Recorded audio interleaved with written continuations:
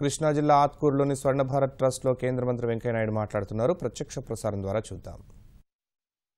కలశ అభిషేకం వెంకటేశ్వర స్వామి యొక్క ఉత్సవం వెంకటేశ్వర వైభవం కార్యక్రమం ఇక్కడ విజయవాడలో తిరుపతి దేవస్థానం ఆధ్వర్యంలో మన పీడబ్ల్యూడీ గ్రౌండ్స్లో జరుగుతోంది. స్వరాజ్య మైదానంలో అది వాళ్ళ సమయం ప్రకారం మనం ఉండాల్సి ఉంది. అందువల్ల నేను అక్కడికి వెళ్ళి కొంత రావడం ఆలస్యమైంది. మీ అందరికీ కూడా సలహా ఇస్తున్నా, మీరు కూడా అవకాశాన్ని చూసుకొని వెళ్ళి ఆ వెంకటేశ్వర వైభవం కార్యక్రమంలో చూసుకొని తరించాల్సి కోరుతున్నా. తిరుపతికి వెళ్ళి దర్శనం చేసుకోవాలి. అక్కడ క్షణం కన్నా ఎక్కువసేపు ఉండేవారు. ఇక్కడైతే మనం మధ్యాహ్నం దాకా కూర్చోవచ్చు, సాయంత్రం దాకా కూర్చోవచ్చు, లేదా ఎక్కువసేపు చూడవచ్చు.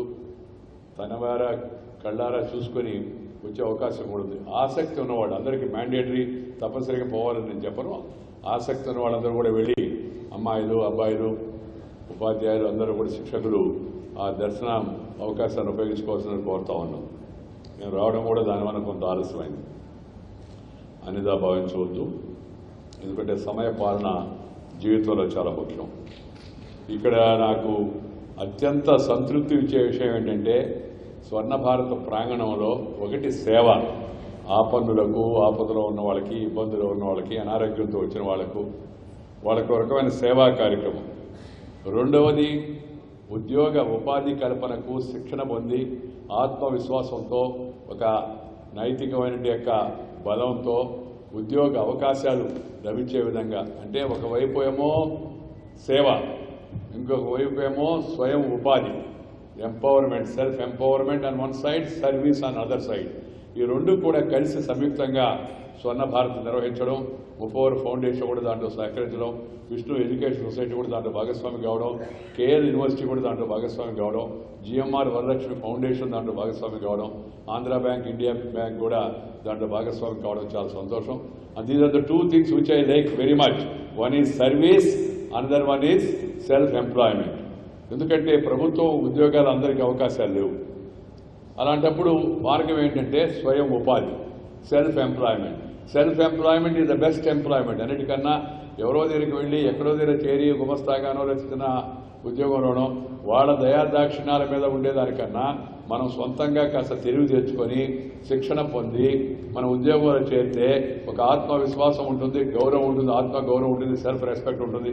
నేను చదువుకున్నాను, నేను శిక్షణ పొందాను, నా కాళ్ళపై నిలబడి నేను ఉద్యోగం తెచ్చుకున్నాను. ఏ ఎంపీనో ఎమ్మెల్యేనో మంత్రో వాడి చుట్టూ 10 సార్లు తిరిగి ఎంప్లాయ్మెంట్ ఎక్స్చేంజ్ కార్డు రాక ఆ తర్వాత ఉద్యోగంలో చేరి ఆ వచ్చే సంతృప్తి కన్నా ఈ సంతృప్తి అవుతుందో ఇది చాలా మిన్న అని చెప్పని మీ అందరి స్వయం ఉపాధి అన్నిటికన్నా ఉత్తమమైన యొక్క ఉపాధి ఉద్యోగ అవకాశం అని చెప్పనేది నా యొక్క భావం అని మీ అందరికీ కూడా మనం చెప్తాం మిత్రులారా. ఈ స్వయం ఉపాధి అనేది ఒక మూవ్మెంట్ కావాల్సి ఉంది దేశం అంతా. The prime minister also want the same thing. ఈ దేశాన్ని శక్తివంతమైన దేశంగా తయారు చేయాలని ప్రధానమంత్రి మోడీ గారి ఉద్దేశం. ఈ దేశంలో 65% జనాభా పిల్లలు 35 సంవత్సరాల వయసు లోపల ఉన్నారు. 65% of the Indian population is below 35 years. We are a young nation. మనది ఒక యువ దేశం. మనది ఈ యువతీ యువకులకు కానీ తగినంత శిక్షణ ఇస్తే వాళ్ళలో ఆల్రెడీ తెలివి ఉంది కాబట్టి ఆ తెలివికి కాస్త స్థానబెట్టి వాళ్ళకి ప్రోత్సాహం ఇస్తే వాళ్ళు మరింత శక్తివంతంగా తయారవుతారు. మిగతా వాళ్ళకి కూడా దారి చూపిస్తారు. ప్రపంచానికి కావాల్సిన తెలివిని, ప్రపంచానికి కావాల్సిన యొక్క నైపుణ్యాన్ని మన దేశం ఇచ్చేందుకు ఇవాళ ప్రధానమంత్రి గారు మనకి స్కిల్ డెవలప్మెంట్ దాని పేరుతో ఒక మంత్రాలయం కూడా పెట్టారు. అయితే ఈ ప్రభుత్వం ఎన్ని పనులు చేసినా అన్ని ప్రభుత్వం ద్వారా సాధ్యం కావు. ప్రభుత్వంతో పాటు ప్రైవేటు వాళ్ళు కూడా భాగస్వామ్యం ఉండాలి. స్వచ్ఛంద సంస్థలు కూడా ముందుకు రావాలి. ఇవాళ స్వర్ణ భారత్ కానీ, ముప్పవరం ఫౌండేషన్ కానీ, లేకపోతే కేఎల్ యూనివర్సిటీ కానీ, లేకపోతే జిఎంఆర్ వరలక్ష్మి ఫౌండేషన్ కానీ, ఆంధ్ర బ్యాంక్ కానీ, ఇండియన్ బ్యాంక్ కానీ ఇవన్నీ కలిసి పనిచేయడం. ఎందుకంటే ప్రైవేటు పార్టిసిపేషన్, ప్రైవేటు భాగస్వామ్యం కూడా ప్రభుత్వంతో కానీ చేయగలిగితే మరింత విజయవంతం అవుతుందని. మనం ప్రభుత్వంతో ప్రస్తుతానికి మనం ప్రభుత్వంతో సహాయం తీసుకోవడం లేదు. కానీ మనము ఇక్కడ ఏదైతే ప్రధానమంత్రి గారు సంకల్పించారో ఒకవైపు సేవ, మరొక వైపు స్వయం ఉపాధి, దానికి ఇవాళ మనం ఒక దేశంలో ప్రబల తార్కాణంగా ఒక షైనింగ్ అండ్ సక్సెస్ఫుల్ ఎక్స్పెరిమెంట్ ఎక్కడ జరుగుతుందంటే స్వర్ణ భారత్ ఆవరణలో జరుగుతుందని చెప్పని నేను గర్వంగా మీ అందరూ కూడా మనవి చేస్తున్నాను. స్వర్ణ భారత్ అభినందిస్తున్నాను. It's really doing a wonderful job. Swarna Bharat is doing a wonderful job. నెల్లూరులో కానీ, హైదరాబాద్లో కానీ, విజయవాడలో కానీ ఈ స్వర్ణ భారత్ భావి భారత పౌరులను తీర్చిదిద్దుతూ ఉంది. వాళ్ళకి కావాల్సిన శిక్షణ ఇస్తుంది, వాళ్ళకి కావాల్సిన భవిష్యత్తుకు మార్గదర్శనం చేస్తూ ఉంది, వాళ్ళకు కావాల్సిన ఉపాధిని కూడా చూపిస్తూ ఉంది. ఇవాళ చూడండి, ఇక్కడ మనం ఇప్పటి వరకు మన ఈ సంస్థలో ఈ స్వర్ణ భారత్ విజయవాడ 2 ఏళ్ళు అయింది, ఇంకా 2 ఏళ్ళు కూడా పూర్తి అయినట్టు లేదు. 1843 మంది ఇప్పటికే ట్రైన్ అయ్యారు. దాంట్లో 1321 మంది జీవితంలో స్థిరపడిపోయారు. అలాగే 72% సెటిల్మెంట్ అయ్యేదానికి జీవితంలో ఒక అవకాశాన్ని స్వర్ణ భారత్ కల్పించింది. రూపాయి ఖర్చు లేకుండా మన వసతి కానీ, మన భోజనం కానీ, మన శిక్షణ కానీ, వీటికి ఫీజులేమీ లేకుండా మరి అంతమందిని 1321 మందిని జీవితంలో స్థిరపడేట్టుగా చేయడం, 1843 మందికి శిక్షణ ఇవ్వడం అవుతుందో సామాన్య విషయం కాదు. స్వశక్తి రూరల్ ఇన్స్టిట్యూట్ ఆఫ్ లైవ్లీహుడ్, అలాగే APJ Abdul Kalam skill development training institute, అలాగే సైబర్ గ్రామీణ్, అలాగే అబ్దుల్ నిసార్ కంప్యూటర్ సెంటర్, ఇవన్నీ కలిపి సుమారు 74 కార్యక్రమాలు ఇప్పుడు పూర్తి చేసుకున్నాం. 74 programs are completed. 1843 students are trained. Out of that, 1321 are employed. That means 72% settlement is there. That's a good achievement, great achievement. దీనితో ఇంకా కూడా రాబోయే రోజుల్లో మరిన్ని కార్యక్రమాలు చేపట్టాలని నేను కోరుతా ఉన్నాను. ఇవాళ మనకి ఈ స్వర్ణ భారత్ ట్రస్ట్లో 4 ప్రోగ్రాములు కండక్ట్ చేస్తే 79 మంది కోర్సులు కంప్లీట్ చేశారు. 49 మందికి ఇవాళ ఉద్యోగం వస్తుంది ఈ బ్యాచ్, లేటెస్ట్ బ్యాచ్లో. అలాగే అబ్దుల్ కలాం స్కిల్ డెవలప్మెంట్లో 5 ప్రోగ్రాములు చేశారు. 84 మంది ట్రైనింగ్ కంప్లీట్ చేశారు. 84 మందికి కూడా ఇవాళ ప్లేస్మెంట్ ఉద్యోగ అవకాశాలు దొరకడం చాలా సంతోషం అని చెప్పిన సందర్భంగా మనం చేస్తున్నాం. అలాగే ముప్పవరపు ఫౌండేషను, అబ్దుల్ నిసార్ ఇన్స్టిట్యూట్ కలిపి కంప్యూటర్ కలిపి ఒక కోర్సు పూర్తయింది. ఇప్పటికీ 28 మంది శిక్షణ పొందారు. దాంట్లో 9 మందికి ఇవాళ ఉద్యోగ అవకాశాలు వచ్చాయి. అంటే 10 రకాల కార్యక్రమాలు పూర్తయి 191 మంది శిక్షణ తీసుకుంటే 142 మందికి ఇవాళ మన ఉపాధి సర్టిఫికేట్లు నేరుగా మీరు అక్కడికి వెళ్లకుండా వాళ్లే మీ దగ్గరికి వచ్చి ఇక్కడ మిమ్మల్ని శిక్షణకు మీ పరీక్షలు చేసి మీకు ఆ సర్టిఫికేట్ ఇస్తున్నారు. అది చాలా సంతృప్తి కలిగించే విషయం అని చెప్పి మీ అందరికీ మనం చేస్తున్నాం. నేను ఎంత హడావుడిగా ఉన్నా, ఎంత బిజీగా ఉన్నా, ఎంత రాజకీయ ఒత్తిళ్లు ఉన్నా స్వర్ణ భారత్కు వస్తే నాకు మనసు చాలా సంతోషం కలుగుతుంది. ఒక రకంగా మనసుకు విశ్రాంతి కూడా కలుగుతుంది. ఆ ఒత్తిళ్లు, ఆ టెన్షన్లు, ఆ ఉద్రేకాలు, హడావళ్ళు వాటి మధ్య ఈ స్వర్ణ భారత్కి వచ్చి ఇక్కడ సేవా కార్యక్రమాలు చూసి మిమ్మల్ని అందరినీ భవిష్యత్తు యొక్క పిల్లలు వాళ్ళ ముఖంలో సంతోషం చూస్తే నా మనసులో ఇంకా పెద్ద సంతోషం వస్తుందని ఈ సందర్భంగా మీ అందరికీ కూడా మనం చేస్తున్నాం. And I feel happy and I see you when I see the girls and boys with confidence and smile, I feel more elated, I feel more happy, I go with regeneration. మళ్ళీ ఒక కొత్త ఉత్సాహంతో ఇక్కడికి వచ్చి ఏదో చెప్తున్నా బోర్నవిటానో లేకపోతే ఓవల్టీనో లేకపోతే ఇప్పుడు ఏ కొత్త ఇచ్చున్నాయి నాకు తెలియదు. నా చిన్నప్పుడు సంగతి విన్నాయి అన్నీ కూడాను. ఆ టానిక్ లాగా మళ్ళీ ఇక్కడికి వచ్చి జనంలో చూస్తే ఒక ఉత్సాహం, ఒక విశ్వాసం భవిష్యత్తు పట్ల మనం చేస్తున్న పని మంచిదనే సంతృప్తితో నేను ఇక్కడి నుంచి వెళ్తానని చెప్పి మీ అందరికీ కూడా మనం చేస్తున్నాం. అందుకని స్వర్ణ భారత్ ట్రస్ట్లో ట్రస్టీలకు, విజయవాడ చాప్టర్ యొక్క ట్రస్టీ మెంబర్లందరికీ, అలాగే ఇక్కడ పనిచేస్తున్న అధికారులందరికీ, సిఇఓ పరదేశ్ గారికి, వారి కింద పనిచేస్తున్న మిగతా బృందానికి, అలాగే శిక్షకులుగా పనిచేస్తున్న వారికి అందరికి కూడా నేను హృదయపూర్వకంగా అభినందనలు తెలియజేస్తాను. You are doing a great job, wonderful job. It's a most constructive activity. ఒక నిర్మాణాత్మకమైన పని. ఒక నిర్మాణాత్మకమైన పని అంటే ఎలా ఉంటుందంటే దిస్ ఈజ్ ద ఎగ్జాంపుల్. సమాజంలో ఇవాళ నిర్మాణాత్మక పనిచేసే వ్యక్తులు మనకు కావాలి. సమాజంలో సకారాత్మకంగా పాజిటివ్గా ఆలోచించే వ్యక్తులు మనకు కావాలి.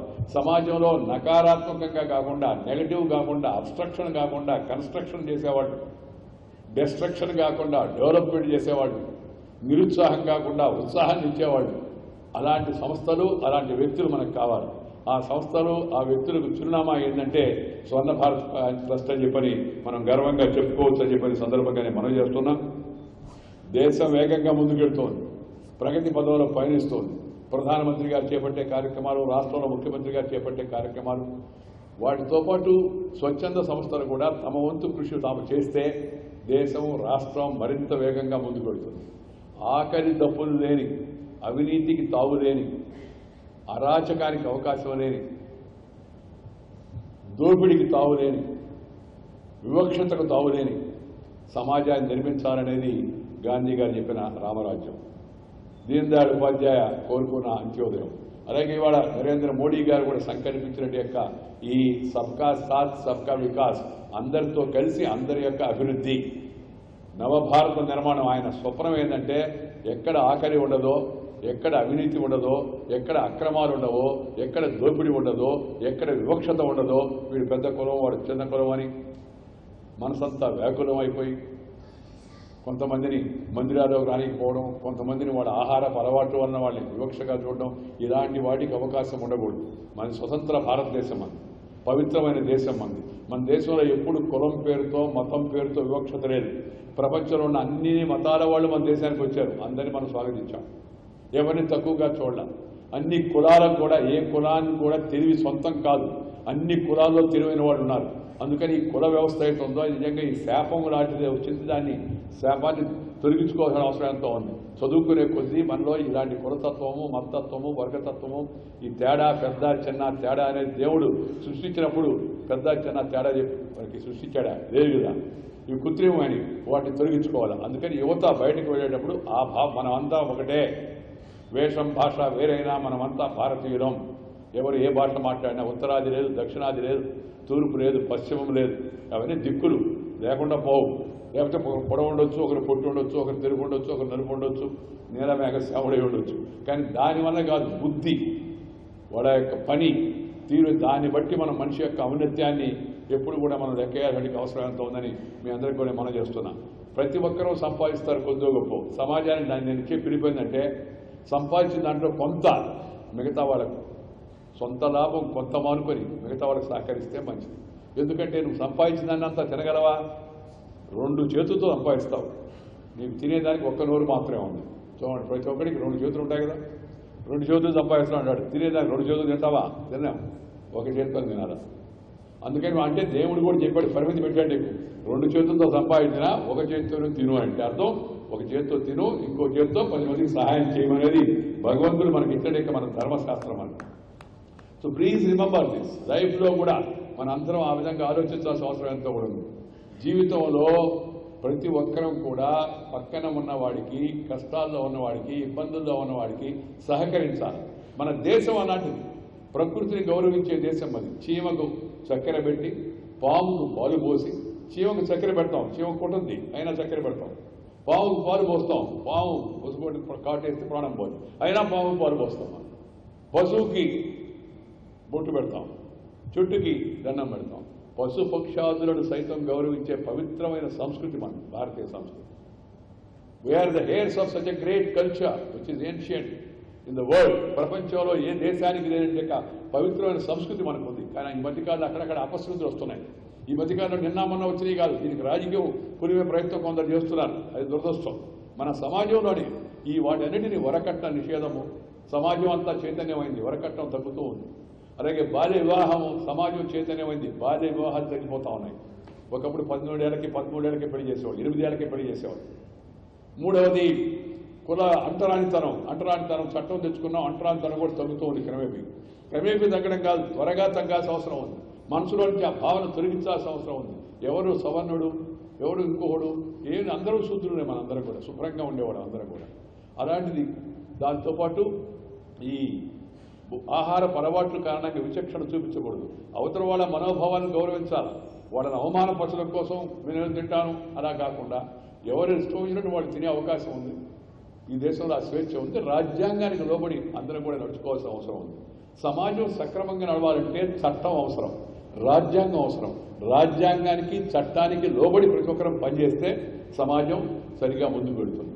అలాగే దేశం శక్తివంతంగా అవుతుంది. అందుకని ప్రతి ఒక్కళ్ళలో దేశభక్తి ఉండాలి, దైవభక్తి. ఎందుకంటే మనసుకు ఒక రకమైన స్వాంతన భావం కలిగించడానికి, ఒక రకమైన యొక్క నీకు ఆ సమతుల్యమైన ఆలోచన రావడానికి, ఒకవైపు నీకు మంచి ఆలోచనలు వచ్చి సద్వర్తన, సత్ప్రవర్తన, రుజువర్తన, అలాగే సరైన ఆలోచన రావాలంటే భగవంతుడు గారిని దండం పెట్టుకుంటే, భగవంతుడు ఉన్నాడా లేదంటే నీ చేతులు లేదు, నా చేతులు లేదు, లేడే రుజువుపరచలేకపోతున్నా కూడా ఉన్నాడని అనుకుందాం.